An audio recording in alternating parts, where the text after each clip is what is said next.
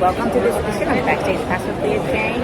I'm your host, Chang. Today I'm at the final performance for Jellicle Ball. Thanks to my sister, Suzen Murakoshi, who gifted me with a golden ticket to the final historic performance of Jellicle Ball on August 8th, I'm taking you inside closing night with Andre de Shields and the Fierce Company. Jellicle Ball began preview performances at the Broadhurst Theatre on March 18th and opened on April 7th as the best-reviewed musical of the Broadway season. It went on to receive 9 Tony Award nominations, including a 4th Tony nomination for Andre de Shields, and won 3. Best Direction of a Musical for Jalen Livingston and Bill Roche. Best Choreography for Omari Wiles and Arturo Lyons, and Best Costume Design of a Musical for Queen Jean, marking the first time in history that an openly trans woman won Broadway's highest award. Andrew Lloyd Webber and Alana de Fonseca are producing the Jellicle Ball 2026 Broadway Revival Cast album, due out this winter on Atlantic Records.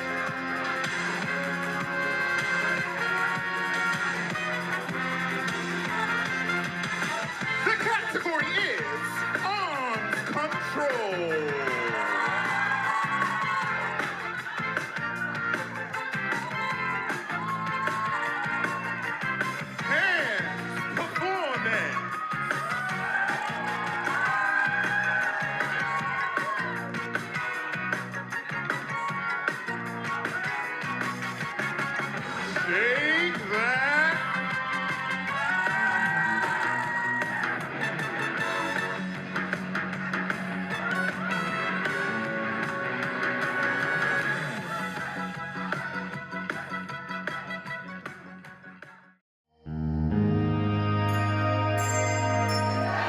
Welcome to this edition of Backstage Pass with Leah Chang. I'm your host, Leah Chang. Today, I got to tag along with Arlan Huang as he gave a tour of his glass sculptures at MOMA PS1 to Asianish.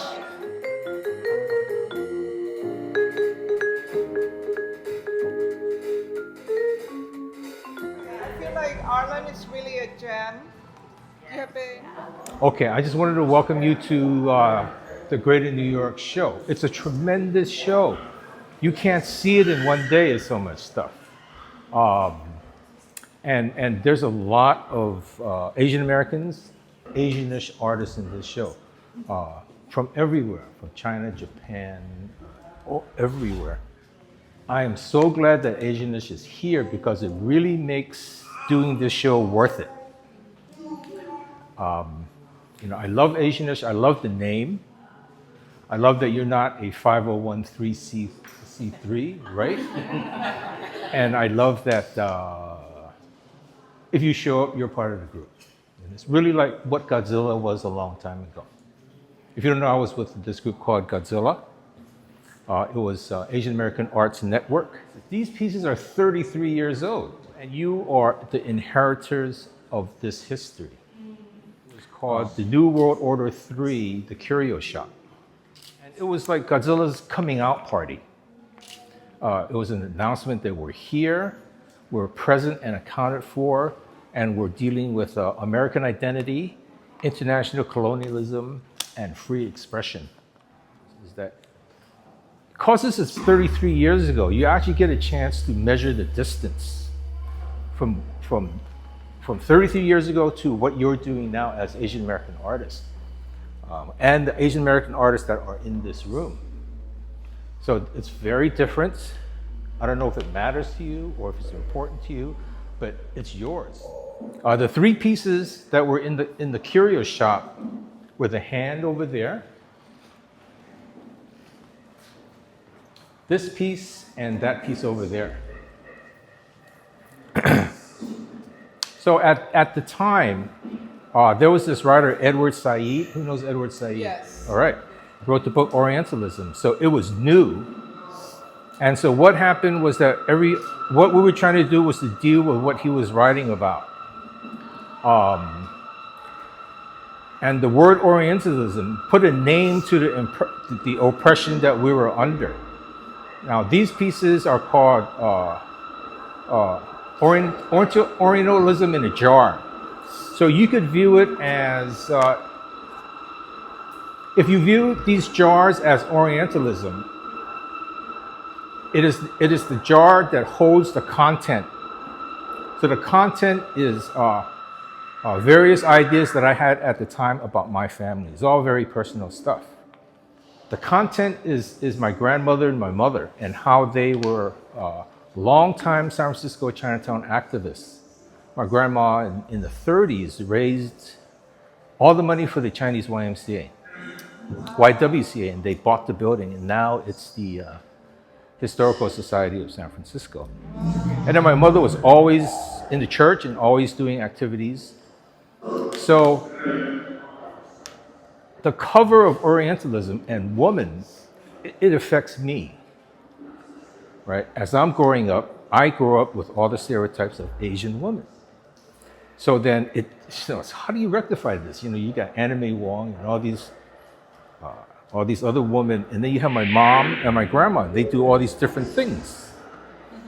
So it took me a long time to rectify it, but part of reading Edward Said gave me the foundation to try to deal with it. So on the outside, it's all about the stereotypes of Orientalism that keeps my family's history in a bottle. So the kimonos and things are also part of the sexuality that I believe, but Asian woman, right? Yeah, it's, I wanted to make these forms so that they were almost ugly, that they were so ugly and so repugnant that you had to look at it. You can't take your eyes off of it. So it's sort of like this repugnant beauty that I'm trying to do. It's sort of like sometimes you look at Vogue models, right? Sometimes they're really weird looking, right? But then there's this sort of elegant beauty to it. So this is what I was sort of after, so that you can't take your eyes off, you have to look at it. And you have to go, oh shit, what is that? The hand is a story that comes out of Chinatown. I grew up in Chinatown. And as a kid, I had always heard that the Tongs, the family associates, during Tong Wars, the winners would take parts of the enemy, hands, ears, nose, and things like that. And this went around Chinatown for my whole life. Wow. When I came to New York, I heard the same stories, but nobody had ever seen one. Right? It's a myth. Yeah. But it's a myth that is also part of Orientalism, and it's a myth that's put on me by my own people. And the skulls they're actually a tribute to Chinese people, and how Chinese people put dried sea life in jars, right? Always got this stuff that's in jars, right? Dry scallops, dry shrimps. So that's an homage to them, us.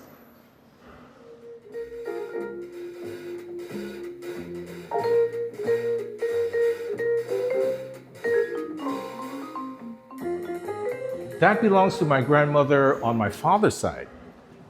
So she came in 1923, immigrant, doesn't speak English, doesn't write Chinese, doesn't, peasant woman. They had 6 kids, and she supplemented their income by being a bootlegger. So those 2 copper are stills. They're huge. When you go to a Chinese family's house, they have this little still that they put on the stove, right? And they make the, rice wine. But she was making money. And then one time I asked my grandfather about the whiskey because he had a couple of bottles left, and he said, no, she was making corn whiskey. Corn whiskey is moonshine. It's called White Lightning. So she was really the real deal. Is that what's in there? What's the liquid? Yes, this is wine in there. Wine. Yeah. So there's wine in the other one too, representing my grandmother. But also it's the same concept where the bottle is an exotic bottle with a stereotype dragon on it, and it contains the life of my grandmother. Silicon, everything is blown glass. I started blowing glass in 1992 because I had painter's block. Anybody painters there? Yeah, quite All right. a few. Man, you run into problems, And so I had this painter's block. I had these friends who were glass blowers. And they said, hey, come on down to the experimental glass workshop. I said, hey, I don't know how to blow glass. I said, don't worry about it. You get this residency, and they give you a glass blower. So they gave me my friend, who gave me the pipe and said, go ahead, go at it. And that's how I learned how to blow glass. The minute I put the pipe into the glass, man, I knew it was magic. It was so incredible. Yeah. So for about over 10 years, my friend and some other people, we were a team. And my team blew all these pieces and more. We had 2 public projects that we worked on, 3. So we worked for a long time. My team is still around, but I don't blow anymore. The only place I want to show is Pearl River and Think Chinatown. One distance that we've traveled since 33 years ago was that Godzilla went up to the Whitney and spoke to the director and said, there are no Asian Americans in the biennial. You have to rectify this. His answer was, well, you're not on the menu. Yeah, it was David Ross. Wow. So since then, what was it? 3 months ago, I went to the Museum of Modern Art, Ruth Azawa on one floor, Wilfredo Lamb on the second floor.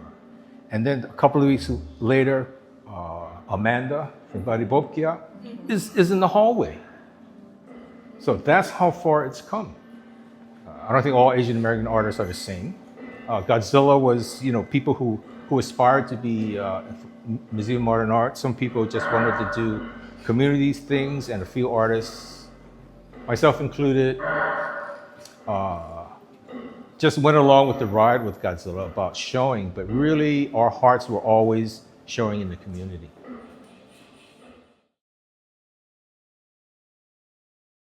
I think they complement each other because glassblowing is a team sport, right? You have to have people around you. Right. And if you're not dancing all in the same step, man, it is a disaster. So having a great team who, you're actually working creatively with a group, right? You're actually communicating the creativity as you blow. Painting is solitary. Yeah. You're just there by yourself doing something. So the two complemented, and it was a fun type of mental exercise in terms of creativity. But I think a lot of the things I do for political art, things that have to do with the community, gets balanced out by painting.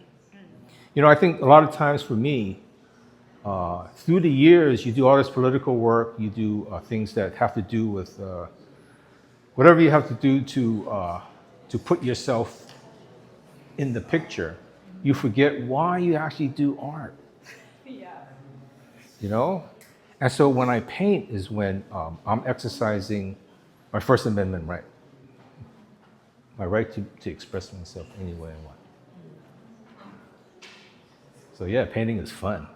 I found it really profound that you had such a clarity of vision about who you make your work for. Mm-hmm. And I was curious when that arrived for you and whether there was a moment, an event, or a revelation over time. I just want to hear more about that. So anyway, Jack's over at my studio about 7 years ago, and I just somehow I blurted out, said, "Hey Jack, my art is more Asian American than it's ever been." And I said that, and I said, "Why did I say that? I don't even know what that means." And so that was the beginning of things sort of clarifying in my mind exactly who I make art for and how I see things. So that's the beginning of not seeing what the art world wants, but seeing through Asian American eyes, right? Seeing through Asian American eyes is our history, is how we grew up. It's this weave. This happens every time. It's this weave that we have as Asian American artists, as Asianists, that goes back years and years. It goes back to your family. When I say this is part of your inheritance, this is your history, that's what that weave is about. I can tell you that the art world does not want that history. They want to separate it, but they want your art, right? They want to sell your art, but they don't really care about your history, right?